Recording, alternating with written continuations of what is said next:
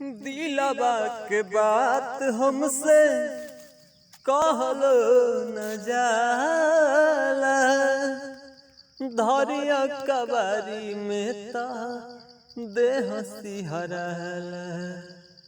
तो बन के हमरा जिंदगी में आइल अंजोर बाड़ी, सांवर न गोर बाड़ी हो कि जैसन सोचल रहनी ओइसन धनिया मोर बाड़ी, सांवर न गोर बाड़ी हो।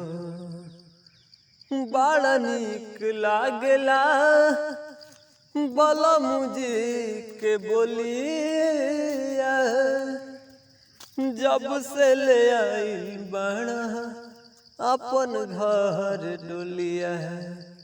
तब बाटे जुल्म जवानी चंदा के चकोर बड़ा, सांवर न गोर बड़ा हो। तो जैसन सोचल रहनी ओइसन पियवा मोर बड़ा, सांवर न गोर बड़ा हो।